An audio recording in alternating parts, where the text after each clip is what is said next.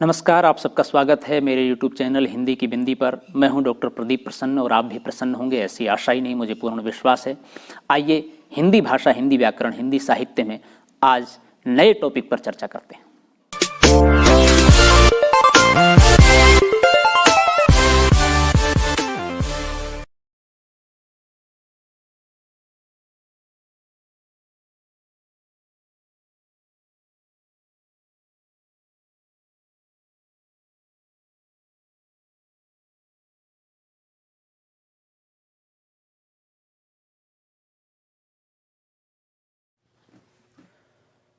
विद्यार्थियों, आज की वीडियो हम बना रहे हैं कक्षा 9 की हिंदी पाठ्य पुस्तक क्षितिज के पाठ 4 सांवले सपनों की यादें। जाबिर हुसैन द्वारा लिखा गया ये पाठ है। इस पाठ में हम लेखक का परिचय पढ़ेंगे, पाठ के बारे में पढ़ेंगे, फिर पाठ का पूरा वाचन करेंगे, साथ ही साथ उसका अर्थ, भाव, व्याख्या करते हुए उसे विश्लेषित करने का प्रयास करेंगे। और इसके बाद इस पाठ के प्रश्नोत्तरों को लेकर के हम अलग अलग वीडियो बनाएंगे। तो आप हमारे चैनल पर विजिट करते रहिएगा और उसे सब्सक्राइब कर लीजिएगा ताकि सभी प्रकार की वीडियो आप देख सकें। कक्षा 9 की सारी वीडियो हमने बनाई है, पूरे हिंदी की दोनों पुस्तकों की, और अभी जो शेष हैं वो बना रहे हैं हम। तो आइए शुरू करते हैं आज की वीडियो। सबसे पहले हम जाबिर हुसैन जो लेखक हैं इनके बारे में थोड़ा संक्षिप्त परिचय पढ़ते हैं। जाबिर हुसैन का जन्म सन 1945 में गांव नौनही, राजगीर जिला, नालंदा, बिहार में हुआ। वे अंग्रेजी भाषा एवं साहित्य के प्राध्यापक रहे। सक्रिय राजनीति में भाग लेते हुए 1977 में मुंगेर से बिहार विधानसभा के सदस्य निर्वाचित हुए और मंत्री बने। सन 1995 से बिहार विधान परिषद के सभापति हैं। जाबिर हुसैन हिंदी, उर्दू तथा अंग्रेजी तीनों भाषाओं में समान अधिकार के साथ लेखन कर रहे हैं। उनकी हिंदी रचनाओं में जो आगे है, डोला बीबी का मजार, अतीत का चेहरा, लोगां, एक नदी रेत भरी प्रमुख हैं। अपने लंबे राजनीतिक सामाजिक जीवन के अनुभवों में उपस्थित आम आदमी के संघर्षों को उन्होंने अपने साहित्य में प्रकट किया है। संघर्षरत आम आदमी और विशिष्ट व्यक्तित्वों पर लिखी गई उनकी डायरियाँ चर्चित, प्रशंसित हुई हैं। जाबिर हुसैन ने डायरी विधा में एक अभिनव प्रयोग किया है जो अपनी प्रस्तुति शैली और शिल्प में नवीन है।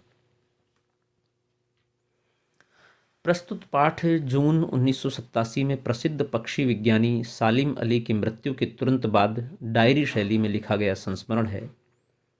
सालिम अली की मृत्यु से उत्पन्न दुख और अवसाद को लेखक ने सांवले सपनों की याद के रूप में व्यक्त किया है। सालिम अली का स्मरण करते हुए लेखक ने उनका व्यक्ति चित्र प्रस्तुत किया है। यहाँ भाषा की रवानी और अभिव्यक्ति की शैली दिल को छूती है। तो लेखक के परिचय में खास बात यह है कि जाबिर हुसैन साहब एक प्रसिद्ध राजनीतिज्ञ के साथ साथ एक साहित्यकार के रूप में भी जाने जाते हैं और उर्दू और हिंदी के ऊपर उनकी अच्छी एक पकड़ है भाषात्मक रूप से। और प्रसिद्ध पक्षी वैज्ञानिक सालिम अली की मृत्यु पर डायरी शैली में लिखा गया उनका ये संस्मरण है जो 1987 में लिखा था, सांवले सपनों की याद। और उसमें किस तरह से वो पक्षियों से प्रेम करते थे, किस तरह से उनका अनुराग उनके प्रति जागा और एक चिंता व्यक्त करते हुए एक बड़े पक्षी वैज्ञानिक, पक्षी प्रेमी के रूप में वो जाने गए, उन सब के बारे में इस पाठ में हम पढ़ने को देखेंगे। तो आइए शुरू करते हैं। सांवले सपनों की याद। सुनहरे परिंदों के खूबसूरत पंखों पर सवार सांवले सपनों का एक हुजूम मौत की खामोश वादी की तरह अग्रसर है। कोई रोक टोक सके कहाँ संभव है। यानी कि जब हम कोई भी चीज़ों की स्मृति करते हैं, पूर्व में घटित है, तो वो याद आती चली जाती है, उनको रोकना संभव नहीं है। तो आदमी कहीं से भी कहीं जा सकता है। इस हुजूम में आगे आगे चल रहे हैं सालिम अली, यानी कि उनको सालिम अली की याद आ रही है। अपने कंधों पर सैलानियों की तरह अपने अंतहीन सफ़र का बोझ उठाए, लेकिन यह सफ़र पिछले तमाम सफ़रों से भिन्न है। यानी कि जब मृत्यु होती है आदमी की, तो वो अपने कंधे पर तमाम चीज़ें लेके जाता है अपने जीवन की, और ये अंतहीन सफ़र है, यानी कि ये समाप्त नहीं होता। जीवन में हम जितने भी सफ़र करते हैं उनकी एक निश्चित सीमा है, लेकिन मृत्यु एक अनिश्चित सीमा है। उसके बाद कोई निर्णय नहीं है कहाँ जाएंगे, और वो सफ़र ख़त्म नहीं होता और दूसरे सफ़र से भिन्न भी होता है। और सारी चीज़ें हम अपने कंधे पर लादे हुए होते हैं, पूरे जीवन की चीज़ें। उसमें हमारा कार्य है, हमारी हंसी है, लोगों से मिलना है, पैसे कमाना है, पैसे गंवाना है, झूठ है, सच है, तमाम चीज़ें, सब रिश्ते नाते, तनाव, ज़िंदगी, हंस, सब कुछ है। भीड़ भाड़ की ज़िंदगी और तनाव के माहौल से सालिम अली का यह आखिरी पलायन है। अब तो वो उस वन पक्षी की तरह प्रकृति में विलीन हो रहे हैं जो ज़िंदगी का आखिरी गीत गाने के बाद मौत की गोद में जा बसा हो। कोई अपने जिस्म की हरारत और दिल की धड़कन देकर भी उसे लौटाना चाहे तो वह पक्षी अपने सपनों के गीत दोबारा कैसे गा सकेगा। अर्थात ये वो समय है जब सालिम अली साहब का देहांत हो चुका है और अब उन्हें लौटाया नहीं जा सकता। यदि कोई पक्षी जो उनसे प्रेम करता है, वो पक्षी प्रेमी है लेकिन पक्षी भी उनसे प्रेम करते हैं, तो वो अपने सपनों के गीत दोबारा गाएं तो भी उनकी धड़कनों को नहीं लौटा सकते। मुझे नहीं लगता कोई सोए हुए पक्षी को जगाना चाहेगा। वर्षों पूर्व खुद सालिम अली ने कहा था कि लोग पक्षियों को आदमी की नज़र से देखना चाहते हैं, यह उनकी भूल है। ठीक उसी तरह जैसे जंगलों और पहाड़ों, झरनों और आबशारों को वो प्रकृति की नज़र से नहीं, आदमी की नज़र से देखने को उत्सुक रहते हैं। भला कोई आदमी अपने कानों से पक्षियों की आवाज़ का मधुर संगीत सुनकर अपने भीतर रोमांच का सोता फूटता महसूस कर सकता है? एहसास की ऐसी ही एक उबड़ खाबड़ ज़मीन पर जन्मे मिथक का नाम है सालिम अली। यानी कि आप महसूस करने की बात है, महसूस कर नहीं सकते, व्यक्ति बनकर के पक्षी को महसूस नहीं कर सकते। पक्षी को महसूस करने के लिए किसी हद तक पक्षी बनना पड़ेगा, उस जैसा सोचना पड़ेगा, उसकी तरह रहना पड़ेगा, उसकी हाव भाव, चेष्टा, क्रिया, प्रक्रिया, इन सबको देखना पड़ेगा और वो देखने के लिए नज़र चाहिए, जिगर चाहिए। तो खैर उसी तरह की देखने की नज़र थी सालिम अली साहब में। तो पता नहीं इतिहास में कब कृष्ण ने वृंदावन में रासलीला रची थी और शौक गोपियों को अपनी शरारत का निशाना बनाया था, कब माखन भरे भांडे फोड़े थे और दूध छाली से अपने मुंह भरे थे। अर्थात इतिहास में कृष्ण ने ये घटनाएं की थी द्वापर में। कब वाटिका में छोटे छोटे किंतु घने पेड़ों की छाह में विश्राम किया था, कब दिल की धड़कनों को एकदम से तेज करने वाले अंदाज में बंसी बजाई थी और पता नहीं कब वृंदावन की पूरी दुनिया संगीतमय हो गई थी। पता नहीं ये सब कब हुआ था, लेकिन कोई आज भी वृंदावन जाए तो नदी का सांवला पानी उसे पूरी घटनाक्रम की याद दिला देता है। देखिए कितना अच्छा रूपक यहाँ पर उन्होंने गढ़ा है कि ये कृष्ण ने बहुत पूर्व में किया था, उसके कोई प्रमाण नहीं है कब किया था, लेकिन वो सब किया हुआ जब से हम वृंदावन जाते हैं, नदी को देखते हैं, पक्षियों को देखते हैं, पेड़ों को देखते हैं, वहाँ की प्रकृति को, वहाँ की मिट्टी को देखते हैं, तो सारी स्मृतियाँ ताज़ा हो जाती, पूरा घटनाक्रम जैसे हमारी आंखों के सामने चलायमान हो जाता है। क्यों? क्योंकि वो सारी चीज़ें हम पढ़ते हैं, देखते हैं, इतिहास से, पुराणों से, पुस्तकों से, टीवी से, फिल्मों से, अपने बुजुर्गों के माध्यम से सुनते हैं, तो वो सारी चीज़ें हमारी आंखों के सामने जैसे कि चलायमान हो जाती हैं। हर सुबह सूरज निकलने से पहले जब पतीली गलियों में उत्साह भरी भीड़ नदी की ओर बढ़ती है, पतली गलियों में उत्साह भरी भीड़ नदी की ओर बढ़ती है, तो लगता है जैसे उस भीड़ को चीरकर अचानक कोई सामने आएगा और बंसी की आवाज़ पर सब किसी के कदम थम जाएंगे, हर किसी कदम थम जाएंगे। हर शाम सूरज ढलने से पहले जब वाटिका का माली सैलानियों को हिदायत देता तो लगता जैसे सब बस कुछ ही क्षणों में वो कहीं से आ टपकेगा और संगीत का जादू वाटिका के भरे पूरे माहौल पर छा जाएगा। वृंदावन कभी कृष्ण की बांसुरी के जादू से खाली हुआ है क्या? अर्थात आज भी वहाँ पर कृष्ण की बांसुरी बजती है, बस महसूस करने वाला चाहिए। वो हर नज़ारा वहाँ पर है, उसे महसूस करने की दृष्टि की आवश्यकता है। मिथकों की दुनिया में इस सवाल का जवाब तलाश करने से पहले एक नज़र कमज़ोर काया वाले उस व्यक्ति पर डाली जाए जिसे हम सालिम अली के नाम से जानते हैं। ये मिथक है, ऐसा कहते हैं कि कृष्ण ने जो कुछ किया या हुआ नहीं हुआ, लेकिन वो कह रहे हैं कि ऐसा नहीं है। इस सवाल के जवाब में आप बहुत सारी चीज़ें देख सकते हैं। तो बहुत सारे लोग ऐसे भी हैं, सालिम अली जैसे लोग भी मिथक बन गए हैं, जबकि वास्तविक है ये। तो ये चीज़ें हैं। उम्र को शती तक पहुँचने में थोड़े ही दिन तो बचे थे, यानी कि 100 साल के होने वाले थे। संभव है लंबी यात्राओं की थकान ने उनके शरीर को कमज़ोर कर दिया हो, बहुत यात्रा की उन्होंने, और कैंसर जैसी जानलेवा बीमारी उनकी मौत का कारण बनी हो। कैंसर से पीड़ित थे वो, लेकिन अंतिम समय तक मौत उनकी आंखों से वह रोशनी छीनने में सफल नहीं हुई जो पक्षियों की तलाश और उनकी हिफाजत के प्रति समर्पित थी। अर्थात वो अंतिम समय तक भी पक्षियों की देखभाल करते थे, उनकी तलाश करते थे, उनके दुखी होने पर दुखी होते थे, उनके बीमार होने पर उनका इलाज करते थे और उनकी हर समस्या का समाधान करने के लिए कोशिश करते थे और उनकी हर समस्या को देखने वाली दृष्टि उनके पास मौजूद थी। भले ही वो मरणासन अवस्था में थे सालिम अली साहब, लेकिन फिर भी पक्षियों की समस्याओं को भांप लेते थे, जान लेते थे। सालिम अली की आंखों पर चढ़ी दूरबीन उनकी मौत के बाद ही तो उतरी थी। इतने जिज्ञासु, इतने समर्पित व्यक्ति थे। उन जैसा बर्ड वाचर, पक्षी को देखने वाला शायद ही कोई हुआ हो, लेकिन एकांत क्षणों में सालिम अली बिना दूरबीन भी देखे गए हैं। दूर क्षितिज पर फैली ज़मीन और झुके आसमान को छूने वाली उनकी नज़रों में कुछ कुछ वैसा ही जादू था जो प्रकृति को अपने घेरे में बांध लेता है। सालिम अली उन लोगों में थे जो प्रकृति के प्रभाव में आने की बजाय प्रकृति को अपने प्रभाव में लाने के कायल होते थे। कितनी बड़ी बात है कि प्रकृति के प्रभाव में तो सब लोग आते हैं, लेकिन प्रकृति को अपने प्रभाव में लाए, अर्थात प्रकृति जैसा बने, प्रकृति को आत्मसात करे, उसको भिन्न न मान के है अपना ही एक हिस्सा माने, तो तभी पक्षियों से आपको इतना अगाढ़ प्रेम हो पाएगा। ये दुनिया उन्होंने बड़ी मेहनत से अपने लिए गढ़ी थी। इसके गढ़ने में उनकी जीवन साथी तहमीना ने काफ़ी मदद पहुंचाई थी। तहमीना स्कूल के दिनों में उनकी सहपाठी रही थी। उनकी पत्नी ने उनका बड़ा सहयोग किया।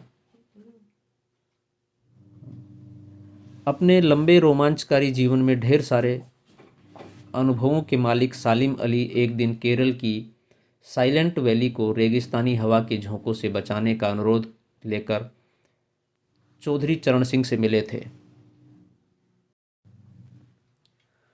वे प्रधानमंत्री थे। चौधरी साहब गांव की मिट्टी पर पड़ने वाली पानी की पहली बूंद का असर जानने वाले नेता थे। यानी कि एक समर्पण भाव था उनके मन में गांव के प्रति, किसान के प्रति। ये लेखक का मानना है। राजनीतिक रूप से वो कैसे व्यक्ति थे वो एक अलग विश्लेषण का विषय हो सकता है। पर्यावरण के संभावित खतरों का जो चित्र सालिम अली ने उनके सामने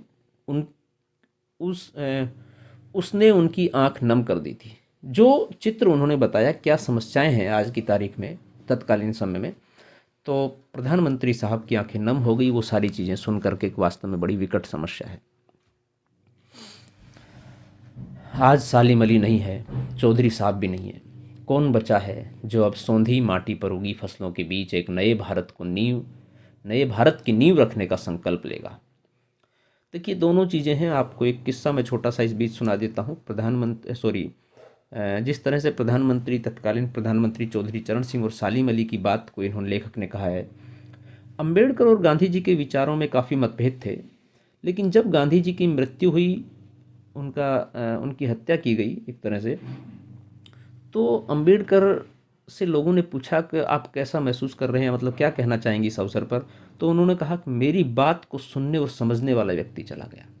तो सबसे महत्वपूर्ण बात है कि आपके वैचारिक विरोधाभास हो सकते हैं, लेकिन उस बात को एहसास करने की बात।